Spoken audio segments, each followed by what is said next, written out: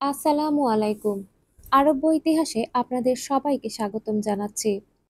রমজান মাসে শয়তানকে বন্দী করা হয়। তাহলে মানুষ পাপ কাজ করে কিভাবে? রমজান মাসে মানুষকে তাহলে কুমন্ত্রণা কে দেয়? এছাড়াও একটি বর্ণনায় দেখা গেছে বদরের যুদ্ধে শয়তান সুরাকা বিন মালিকের বিষে কুরাইশদের দলে ছিল। আর এই বদরের যুদ্ধ সংগঠিত হয়েছিল রমজান মাসে। রমজান মাসে শয়তান যদি বন্দী থাকে তাহলে সে বদরের যুদ্ধে কিভাবে এসেছিল? একটি প্রশ্ন প্রায়ই আমরা শুনতে পাই, রমজান মাসে শয়তানকে যদি বন্দি করে রাখা হয় তাহলে মানুষ কেন পাপ কাজ থেকে দূরে থাকে না? আজকের ভিডিওতে আমরা এই প্রশ্নেরই উত্তর জানব। আলোচনা শুরু করার আগে আমরা অনুরোধ করব, আমাদের আরব্য ইতিহাসের ভিডিও যদি আপনাদের ভালো লেগে থাকে তাহলে অবশ্যই সাবস্ক্রাইব করবেন। আর আপনাদের কোনো মতামত থাকলে অবশ্যই আমাদেরকে কমেন্ট করে জানাবেন। এবার তাহলে আমরা আজকের আলোচনা শুরু করি।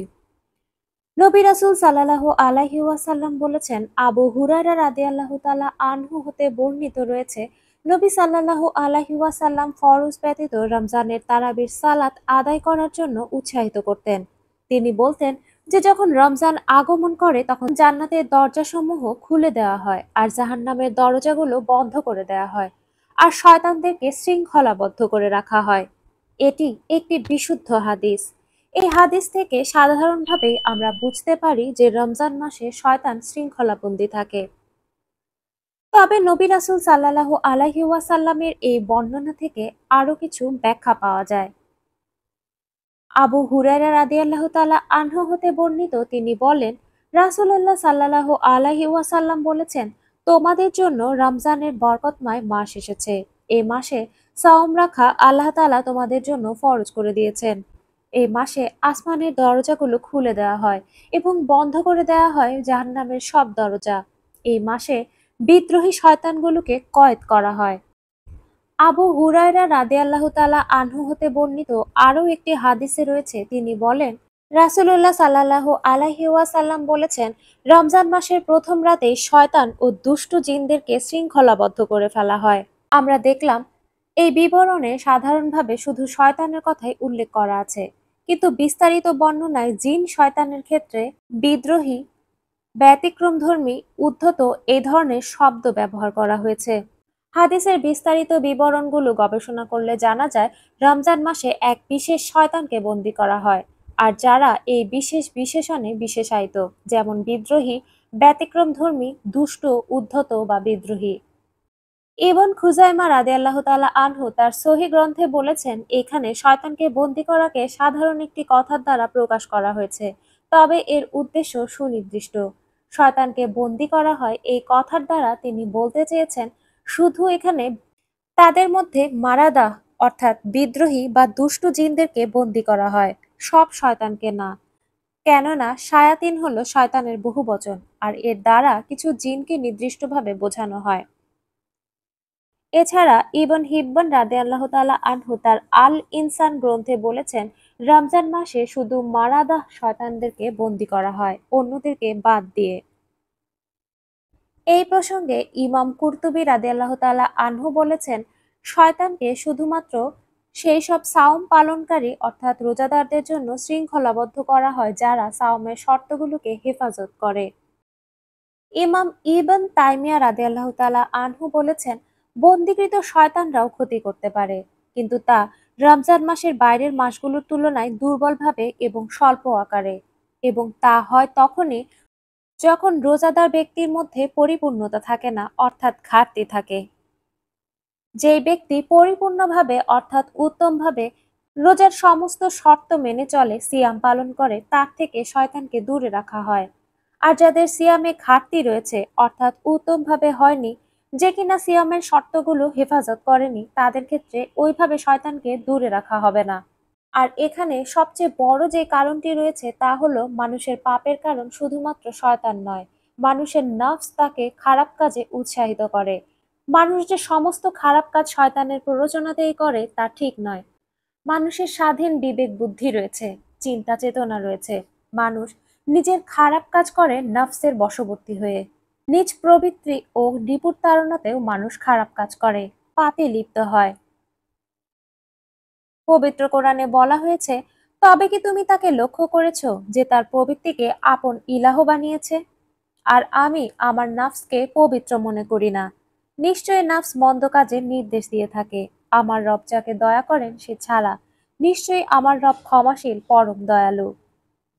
রাসূল সাল্লাল্লাহু আলাইহি ওয়াসাল্লাম সেই কারণেই আল্লাহ তাআলার কাছে দোয়া চাইতেন, হে আল্লাহ, আমি তোমার নিকটে গর্হিত চরিত্র, গর্হিত কাজ এবং কুপ্রবৃত্তি হতে আশ্রয় চাই। মানুষ কেবল শয়তানের কুমন্ত্রণায় পাপ করে না, বরং পাপাচার সংগঠিত হওয়ার পেছনে শয়তান ছাড়াও আরও অনেক কারণ থাকে।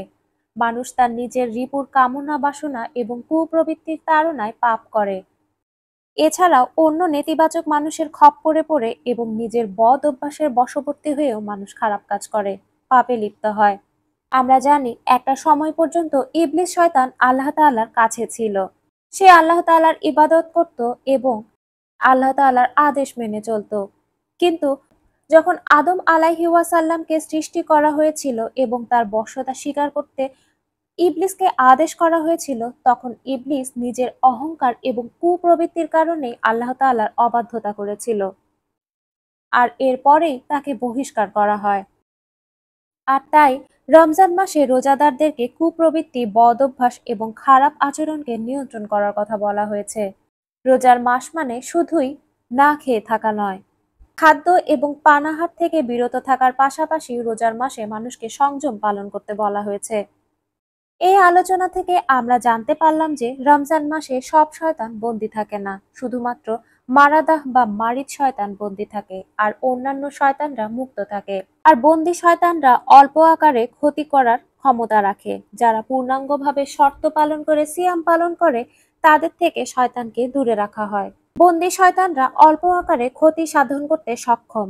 যারা পূর্ণাঙ্গভাবে শর্ত পালন করে সিয়াম পালন করে তাদের থেকে ওই সমস্ত শয়তানদেরকে দূরে রাখা হয়।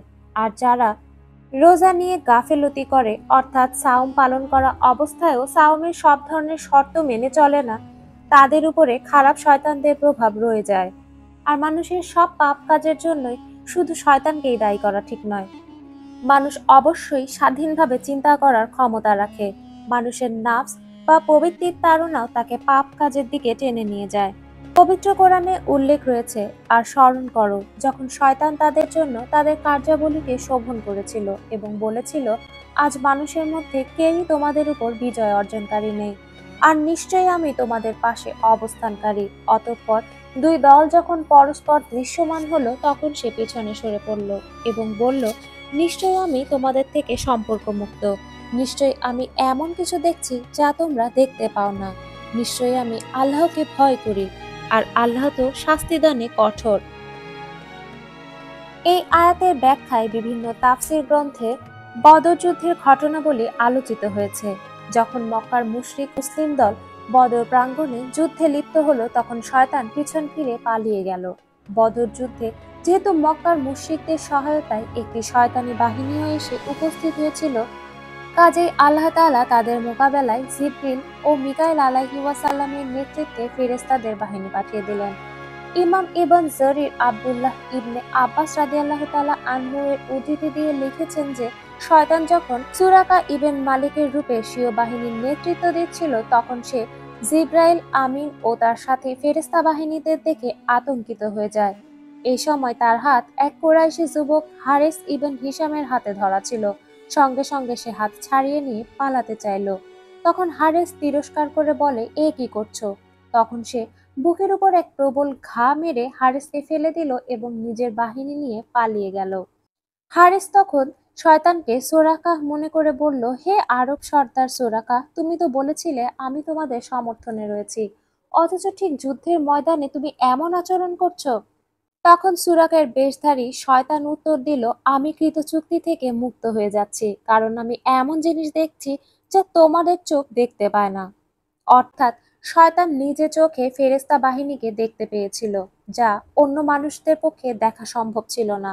শয়তান যখন ফেরেশতা বাহিনীকে দেখতে পেল এবং তাদের শক্তি সম্পর্কে শয়তান অবশ্যই অবহিত ছিল, তখন বুঝল এবার আর পরিত্রাণ নেই।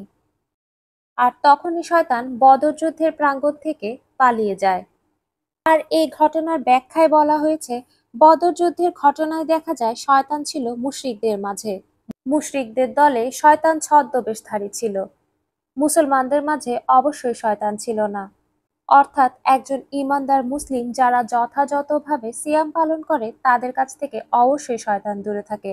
মুশরিকরা ঈমানদার নয়, আর তাদের সিয়াম পালনের কোনো ব্যাপার ছিল না, আর তাই তাদের থেকে শয়তান দূরে ছিল। যেহেতু বদর যুদ্ধের ঘটনা রমজান মাসেই সংগঠিত হয়েছিল, আর তাই তা নিয়ে অনেকেই বিভ্রান্তির সৃষ্টি করেছে। কিন্তু একজন বিশ্বাসী মুসলমান হিসেবে আমরা এটা নিশ্চয়ই জানি যে শয়তান অবশ্যই মুসলমানদের মাঝে, একজন ঈমানদার মুসলিমের মাঝে কখনোই থাকতে পারে না, তার উপরে প্রভাব বিস্তার করতে পারে না। মুশরিকরা তো রোজাদার ছিল না, আর তাই শয়তান তাদের মধ্যে মিশে যেতে পেরেছিল। অর্থাৎ রমজান মাসে শয়তানের বন্দী থাকার হাদিসের সাথে এই বদর যুদ্ধের ঘটনাকে মিশ্রিত করে বিভ্রান্ত হওয়ার কোনো কারণই নেই। আমাদের ভিডিও ভালো লাগলে অবশ্যই লাইক, শেয়ার এবং সাবস্ক্রাইব করে পাশে থাকবেন। আল্লাহ তাআলা এই রমজান মাসে আমাদেরকে কুবৃত্তি থেকে রক্ষা পাওয়ার তৌফিক দান করুন। আমিন।